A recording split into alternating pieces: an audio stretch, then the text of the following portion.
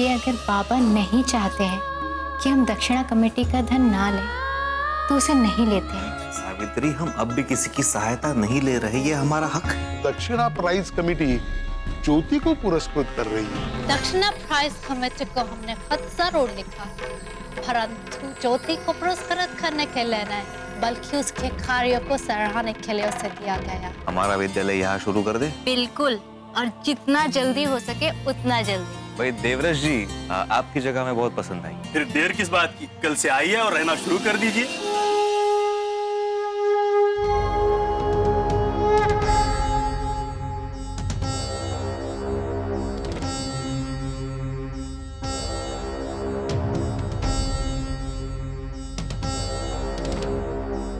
दक्षिणा prize committee को हमने खत जरूर लिखा, परंतु ज्योति को पुरस्कृत करने के लिए नहीं, बल्कि उसके कार्यों को सराहने के लिए उसे दिया गया।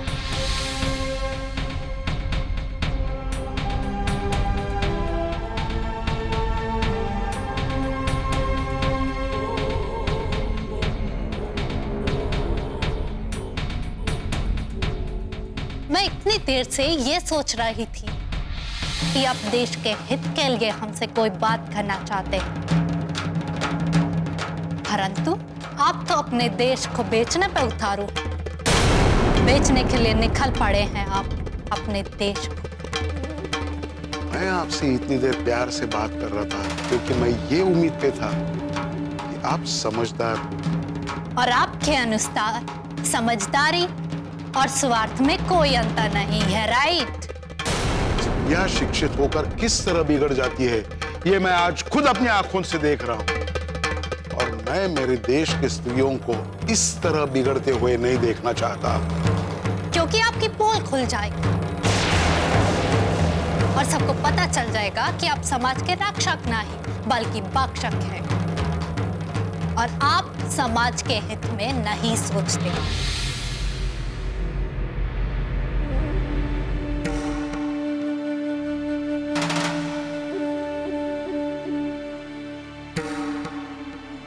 प्रणाम। क्या है? विश्वा जी, ये एक बुरी खबर लेकर। क्या मैडम फरार ने हमारे खिलाफ फिर से अंग्रेजों में तकरार कर दी? नहीं महाराज। तो क्या है बताओ। महाराज, वो देवरस। विश्वा जी, वो देवरस ज्योति और सावित्री को विद्यालय खोलने के लिए अपना पुराना मकान किराए पर दिया।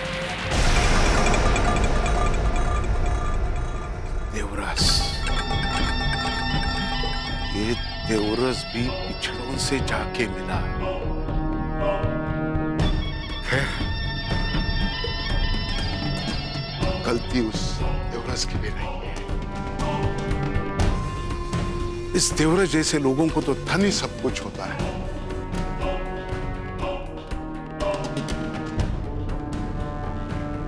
जैसे इन पिछड़ों के हाथों में धन आने लगा है, हर कोई उनका साथ देने लगे हैं। आओ, इस देवरस को ले आओ। इस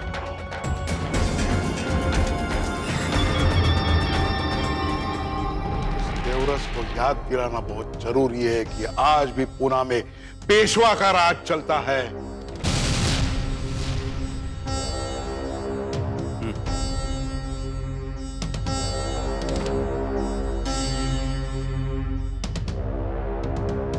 उस मैडम फरार को तो मैं बाद में देख लूंगा, पहले उस देवरस को रोकना बहुत जरूरी है।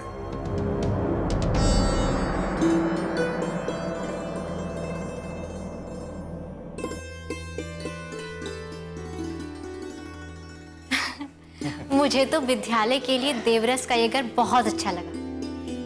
विद्यालय के आसपास खुली जगह भी इतनी है कि बच्चे पढ़ाई के साथ साथ खेलकूद भी कर सकते हैं।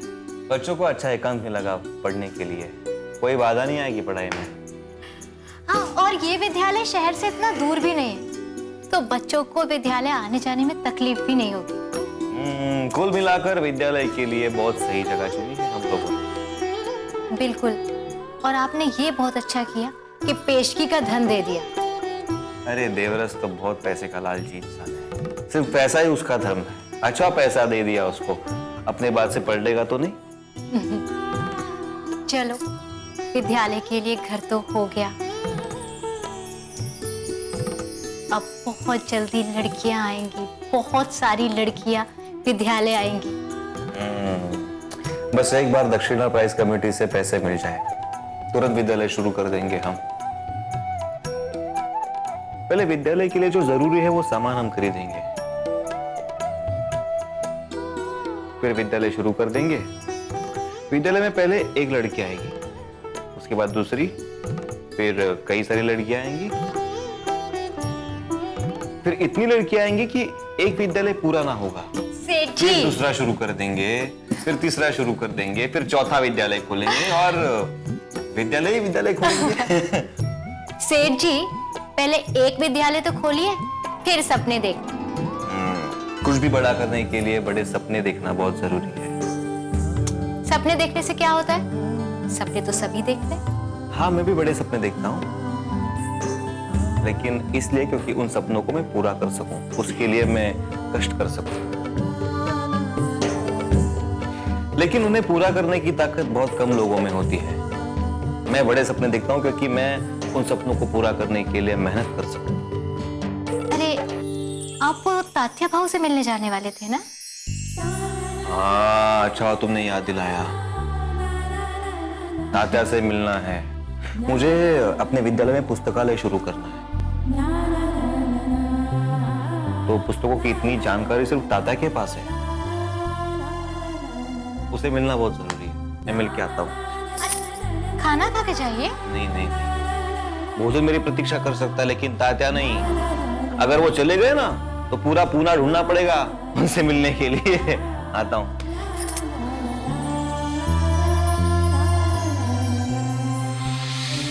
दे दी हमें आजादी बिना खड़ग बिना ढाल, पूना के संत ने तो कर दिया कमाल, पूना के संत ने तो कर दिया कमाल। काका, काका, ये गाना ऐसा नहीं है। वो पूना के संत नहीं, साबरमती के संत हैं। ये गाना ज्योतिबा के लिए नहीं, गांधी जी के लिए लिखा गया है। अरे वही तो मेरा दुख है। ज्योतिबा फूले के लिए किसी ने ऐसा गीत क्यों नहीं लिखा?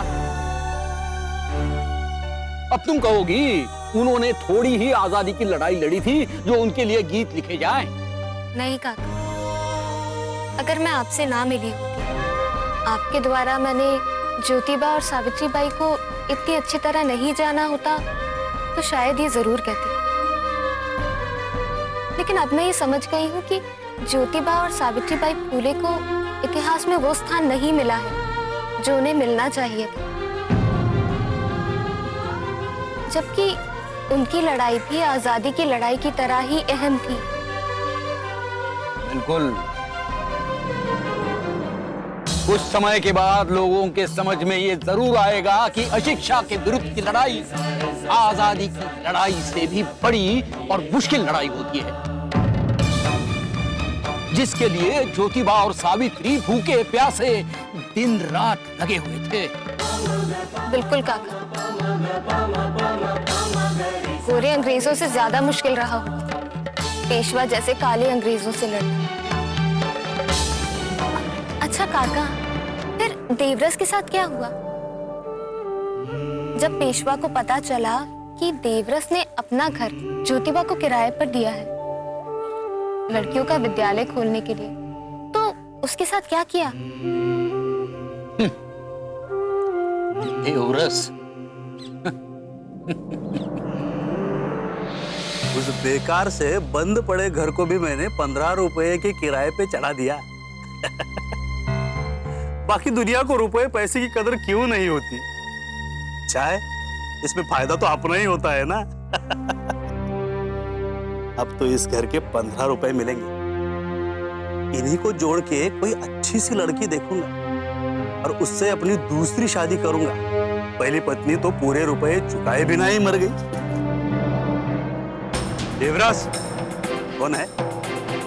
आजकल बहुत धन जोड़ रहे हो।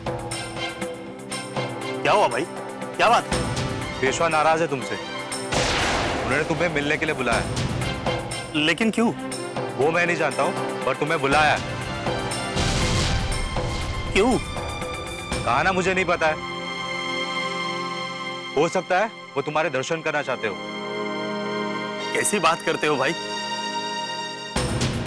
लेकिन मुझसे ऐसी क्या गलती हो गई? कल आ जाओ, फिर पता चलेगा। ठीक है,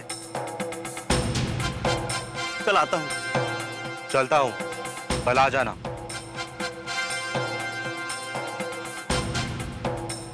पेशवा ने मुझे बुलाया है?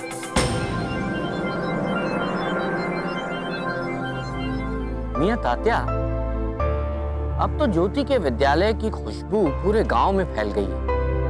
अब तो उस पर यकीन कर लो। अन्नाच्या परिमले जरी जाए भूक, तरी का हे पाक घरोघरी। मतलब? संत तुकाराम कहते हैं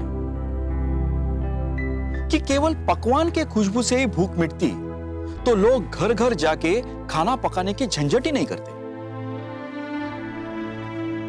वैसे ही ज्योति के बातें करने पर अगर विद्यालय खुलते तो इस पूना में चूल्हे से भी ज्यादा विद्यालय होते।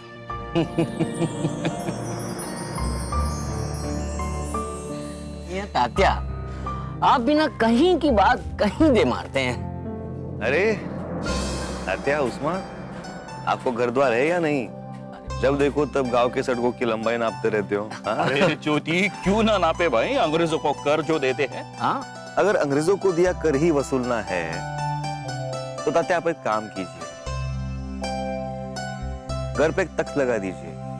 तात्या यहाँ नहीं, पिछले वाली गली में रहते हैं। लेकिन मुझे तुम ये बात बताओ, तुम अपना विद्यालय छोड़ के मेरे घर के आसपास क्यों घूम रहे हो? क्योंकि तात्या पूरे पूना में आप एक ही हो जिससे विद्यालय के बारे में मैं खुल के जिक्र कर सकता हूँ, सलाह मशवरा कर सकता हूँ। देखा, सुना उस्मान क्या कह रहा है? इस पूना में कोई योग्य है तो वो है तात्या। और एक तुम हो जो मुझे कुछ समझते ही नहीं। बिल्कुल। कहो जी, मैं तुम्हारी क्या सहायता करूं? तात्या, मैं मेरे विद्यालय में एक पुस्तकालय खोलना चाहता हूँ। ज्योति, पहले विद्यालय तो खोलो, फिर पुस्तकालय के बारे में सोचेंगे। तात्या, पुस्तकालय तो किसी भी विद्यालय की आत्मा होती है। पुस्तकालय के बिना विद्यालय, ये कल्पना भी हम नहीं कर सकते। बराबर। ज्योति, पुस्तकालय की जरूरत उस विद्यालय को होती है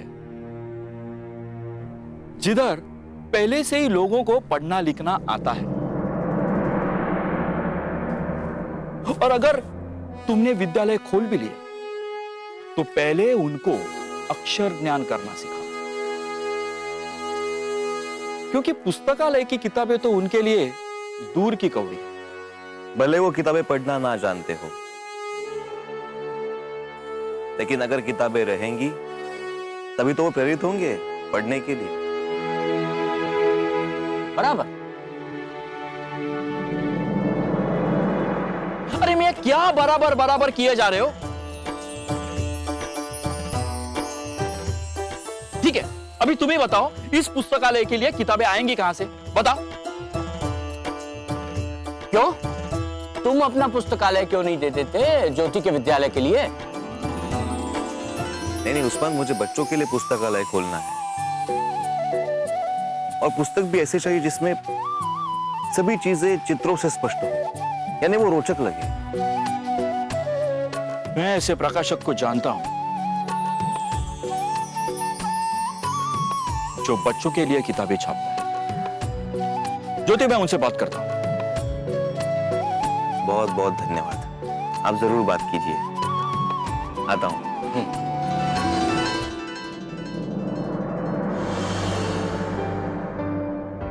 क्या सोच रहे हो पंडित? प्रकाशक के बारे में? नहीं मियां, पेशवा के बारे में। पेशवा? क्या वो भी किताबें छापता है? नहीं मियां, वो छपी हुई किताबें लोगों तक पहुंचाने से रोकता है। तो उसके बारे में क्यों सोच रहे हो? मुझे ये नहीं समझ में आ रहा है मियां, पेशवा अभी तक चुप कैसे बैठा है। इधर ज्योति अपने विद्यालय शुरू करने की तैयारियां कर रहा है और वो अभी तक कुछ भी नहीं कर रहा है।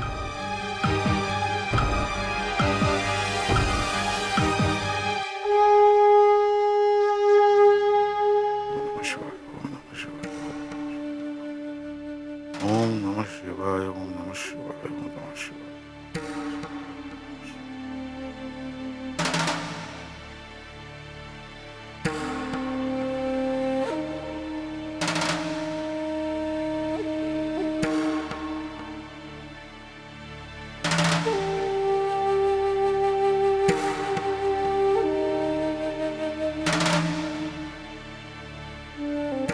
जय पेशवा जी महाराज।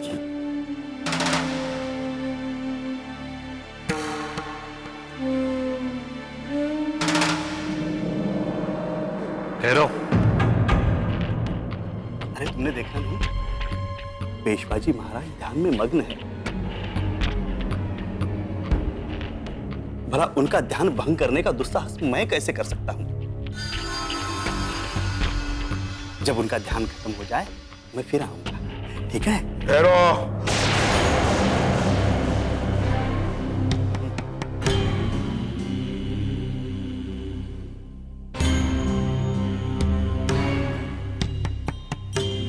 तुम्हारा व्यापार क्या बढ़ गया? तुमने तो हमारे दरबार में आना ही बंद कर दिया।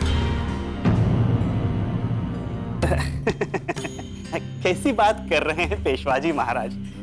आपका मुझसे बड़ा भक्त तो पूरे पूना शहर में दूसरा कोई नहीं होगा।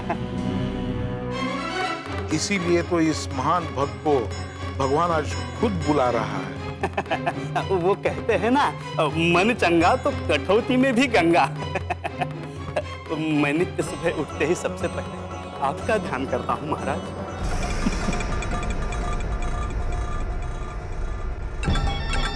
इसके पहले चाहे तुम ना करते हो,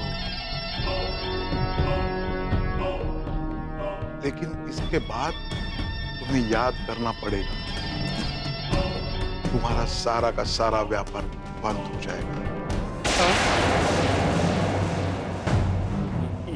ये आप क्या कह रहे हैं महाराज? मेरा व्यापार बंद? लेकिन मैंने किया क्या है?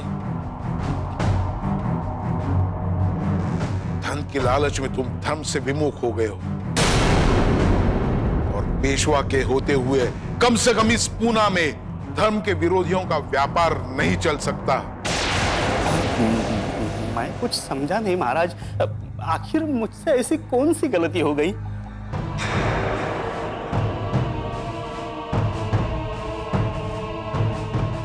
क्या ये सच नहीं कि तुमने तुम्हारा वो पुश्तैनी घर ज्योति को किराए पर दिया?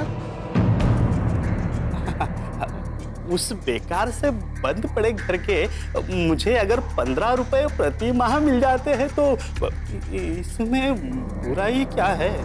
तुम्हें पता है ज्योति तुम्हें उस बंद घर के 15 रुपए क्यों दे रहा है? वो उसमें अपना कुछ विद्यालय, लड़कियों का विद्यालय।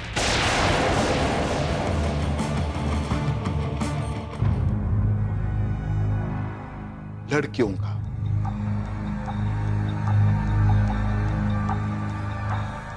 तुम उस विधर्मी ज्योति का साथ दे रहे हो और पूछ रहे हो इसमें बुराई क्या है? तुम उसकी सहायता कर रहे हो जिसने मेरा विरोध किया है और पूछ रहे हो इसमें बुराई क्या है? देवरस, मैं तुम्हें पहली और आखिरी चेतावनी दे रहा हूं। अगर तुमने उस विधर्मी ज्योति का साथ देना नहीं छोड़ा तो मैं तुम्हारा वही हाल करूंगा जो परशुराम ने अपनी बात न मानने वाले क्षत्रियों के साथ किया था। लेकिन महाराज, मैं ज्योति से पेशगी ले चुका हूं। मूर्ख वही होता है जो थोड़ी सी लकड़ियों के लिए अपने नाव डुबा देता है। अब तुम ही सोचो, तुम्हें क्या चाहिए, लकड़ियां या नाव? नाव, नाव। समझदार हो। जाओ, उस विधर्मी ज्योति के पैसे उसके मुंह पर मारो। जाओ। लेकिन महाराज, परशुराम ने अपनी बात न मानने वाले क्षत्रियों के साथ किया क्या था? नाश, सर्वनाश। राम राम राम राम राम राम राम राम। नहीं, मुझे अभी जीना है, जिंदा रहना है, शादी करनी है। नहीं, मैं ज्योति को उसके रुपए तुरंत ही लौटा देना चाहता हूँ। लौटा नहीं होंगे।